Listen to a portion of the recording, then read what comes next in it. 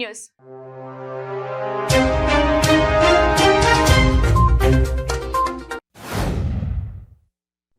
మోడీ హయాంలో ప్రణాళికాబద్ధంగా రాజ్యాంగ వ్యవస్థలను నాశనం చేశారు. ఇది దేశానికి నష్టదాయకమని కాంగ్రెస్ అగ్రనేత రాహుల్ గాంధీ అన్నారు. ఆయన మీడియాతో మాట్లాడారు. ఉద్యోగాల కల్పన లేకుండా చేశారన్నారు.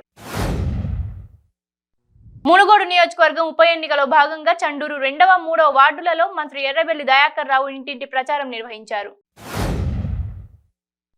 ఆంధ్ర, ఒడిశా సరిహద్దులో మావోయిస్టులకు చెందిన భారీ డంపును పోలీసులు స్వాధీనం చేసుకున్నారు. మావోయిస్టులకు అందిన పక్కా సమాచారంతో మల్కన్గిరి జిల్లా పోలీసులు, బీఎస్ఎఫ్ బలగాలు కటాఫ్ ఏరియాలో పెద్ద ఎత్తున గాలింపు చర్యలు నిర్వహించారు. వేములవాడ ఎమ్మెల్యే చిన్నమనేని రమేష్ బాబుపై వైఎస్ షర్మిల హాట్ కామెంట్స్ చేశారు. జర్మనీ ఎమ్మెల్యేనా, వేములవాడ ఎమ్మెల్యేనా అంటూ విమర్శలు కురిపించారు. వైఎస్ షర్మిల చేస్తున్నటువంటి పాదయాత్ర వేములవాడ నియోజకవర్గ పరిధి కదలాపూర్ మండలానికి చేరుకుంది.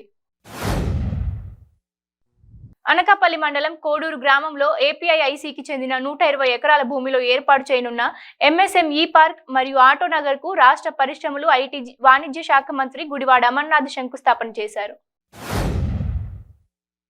జగిత్యాల జిల్లా రాయకల్ మండలం రాయకల్ పట్టణంలోని సర్దార్ చౌక్ వద్ద పురపాలక సంఘం ఆధ్వర్యంలో సర్దార్ వల్లభాయ్ పటేల్ జయంతి వేడుకలను ఘనంగా నిర్వహించారు. ఈ సందర్భంగా పురపాలక సంఘం చైర్మన్ మోర హనుమాన్లు మాట్లాడుతూ నిజాం మెడలు వంచి భారత సంస్థానంలో హైదరాబాద్ సంస్థానాన్ని విలీనం చేసిన గొప్ప పాలనా దక్షుడు సర్దార్ వల్లభాయ్ పటేల్ అని అన్నారు. జగిత్యాల జిల్లా మెట్టుపల్లి మండలం ఆత్మకూరు గ్రామాభివృద్ధి కమిటీపై కొందరు కావాలని అసత్య ఆరోపణలు చేస్తున్నారని వాటిని మానుకోవాలని కోరారు. తిరుమల శ్రీవారిని పలువురు ప్రముఖులు దర్శించుకున్నారు. స్వామివారి నైవేద్య విరామ సమయంలో వైసీపీ ఎమ్మెల్యే రాపాక వరప్రసాద్, ప్రధానమంత్రి నరేంద్ర మోడీ సలహాదారుడు రాజారాం పాండేలు వేర్వేరుగా స్వామివారి సేవలో పాల్గొని మొక్కులు చెల్లించుకున్నారు. తిరుమలలో దళారిని టీటీడీ విజిలెన్స్ అధికారులు అరెస్టు చేశారు. అతడి వద్ద నుంచి స్వామివారి స్పెషల్ టికెట్లను స్వాధీనం చేసుకున్నారు. మొత్తం 12,300 దర్శన టికెట్లను 32,000కు విక్రయించాడు. దళారి కరుణకుమార్ గా కాణిపాకం ఆలయంలో అవుట్ సోర్సింగ్ ఉద్యోగిగా పనిచేస్తున్నట్లు గుర్తించారు. బాపట్ల జిల్లా చీరాలలో బీజేపీ నేతల సమావేశానికి రాష్ట్ర అధ్యక్షులు సోము వీర్రాజు హాజరయ్యారు.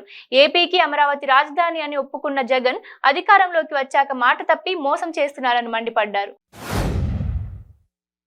ఆదిలాబాద్ జిల్లా గుడిహత్నూర్ మండలం సీతగొంది గ్రామం వద్ద ఘోర రోడ్డు ప్రమాదం జరిగింది. కంటైనర్ ను వెనుక నుండి కారు ఢీకొంది. ప్రమాదంలో కారులో ప్రయాణిస్తున్న 4 అక్కడికక్కడే చనిపోయారు. ఒకరికి గాయాలయ్యాయి. ఉమ్మడి అనంతపురం జిల్లాలో ఇటీవల కురిసిన వర్షాలకు రైతులు తీవ్రంగా నష్టపోయారని సిపిఐ నేత రామకృష్ణ అన్నారు. పంటలు నష్టపోయిన రైతులకు ప్రభుత్వం వెంటనే నష్టపరిహారం అందించాలని ఆయన డిమాండ్ చేశారు. భద్రాద్రి కొత్తగూడెం జిల్లా బూర్గంపాడు మండలం సోంపల్లి గ్రామంలో పోడు రైతులకు అటవీశాఖ అధికారులకు మధ్య ఘర్షణ జరిగింది. అటవీశాఖ అధికారులు నాటిన మొక్కలను రైతులు తొలగించారు. వేములవాడ ఎమ్మెల్యే చిన్నమనేని రమేష్ బాబుపై వైఎస్ షర్మిల హాట్ కామెంట్స్ చేశారు. జర్మనీ ఎమ్మెల్యేనా, వేములవాడ ఎమ్మెల్యేనా అంటూ విమర్శలు కురిపించారు.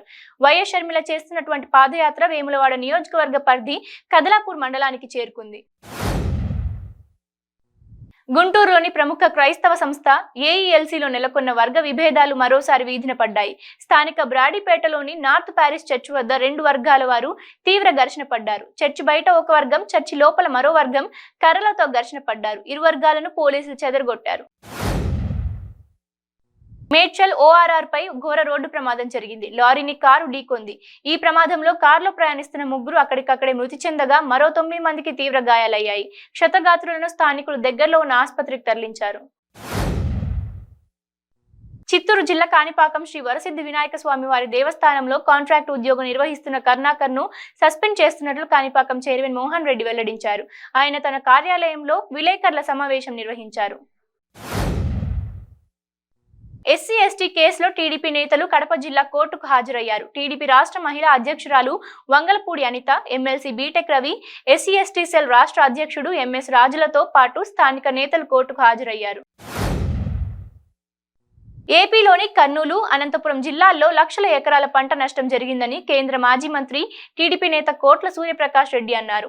హంద్రీనీవా కాలువలో నీళ్లు అడుగంటిపోయాయని ఆయన అన్నారు. హంద్రీనీవా పనుల బిల్లులను రాకుండా నిలిపేశారని ఆయన ఆగ్రహం వ్యక్తం చేశారు.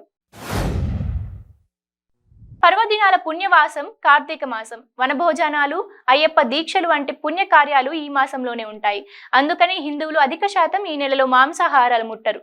దీంతో శాకాహార వంటలకు అవసరమైన కూరగాయ ధరలు ఈ నెలలో ఎప్పుడు అధికంగానే ఉంటాయి.